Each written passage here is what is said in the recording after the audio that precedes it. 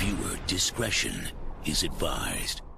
So peeps, you ever got toileted and then when you pass your feces, it's like you have to flush the same time, like you want to run from a scent, like you're just afraid of it. You understand? Some you try one if that not supposed to hold true for everybody. Like if you're afraid of your own, then how you supposed to play in our next man own? You understand what I say? I mean, everybody choose their own lifestyle and their own destiny still. But to be inserting your dipstick in a toilet pit for 10 plus years, then yes, boy, I don't know still. You understand what I say? And then there's normally a call from certain groups in society that entertainers and persons are producing hate music and hate speeches against lesbian, gays and transgenders, and persons are influencing other people to kill or injure these people. Majority of the time, 99% of the time, at them are kill them one another. You understand what I say? Case in point, 2 men has been sentenced to life in prison for one and 25 years for another one for murdering their ex-lover a couple of years ago.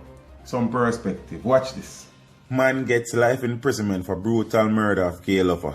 A St. Ann man who was found guilty of killing his male lover of 10 years was sentenced to life imprisonment in the Home Circuit Court on Friday, March 3. The man, Howard Ricketts, was convicted of murder in the St. Ann Circuit Court following the completion of the trial on November 3, 2016. His sentencing has been postponed on 2 occasions since that time. Ricketts will serve 22 years in prison before he is eligible for parole. The sentence was handed down by presiding judge Justice Vivian Harris. Ricketts and the deceased, Burnett Thomas, were in an intimate relationship for a decade. However, the relationship turned deadly after a third man, Neville Lewis, alias Garnett, accused Thomas of infecting him with HIV. The prosecution, represented by Deputy Director of Public Prosecution Maxine Jackson, led evidence at the trial to indicate that the men were at their house in Brownstown, St. Ann when the murder occurred. The incident took place about 4 a.m. on Sunday, March 25, 2012. Ricketts, in his unsworn statement, said he knew Lewis between late 2011 and early 2012. He said that on the morning of the incident, he observed Thomas and Lewis arguing, and this took them from the bedroom to the living room. Ah, boy. Ricketts said he saw Lewis use a machete to chop Thomas in the left side of his neck.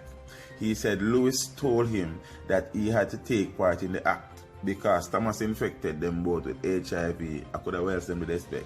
At that time, Ricketts said he was crying. But he assisted Lewis to pull Thomas to the bedroom and place him on the bed on his back. Ricketts said that Lewis forced him to participate in the murder or else he would turn on him next. Ricketts then inflicted stab wounds to Thomas' chest and intestinal area with a machete. Lewis then used the machete to sever Thomas' head and place it in a rice bag.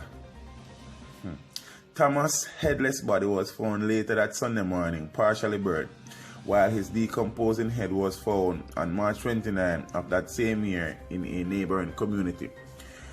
On the day when he was charged in April 2012, Ricketts, when cautioned, said, "Officer, the boy Garnett causes for me. Him say, if you help him, and look what happened."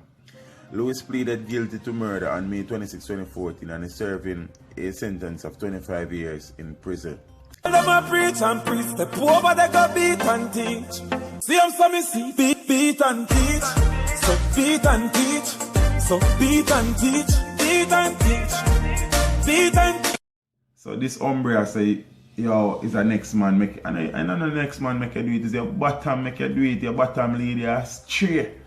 You understand me? I say, oh, me fi leave the girls them and go the man them way. Not there. You hear me? I say, man, I want to stop it. See, and the story is suggesting that the reason why Burnett was killed is because him infect one of them with HIV. What the hell on the thing? The facts are there, and I've repeated this many times.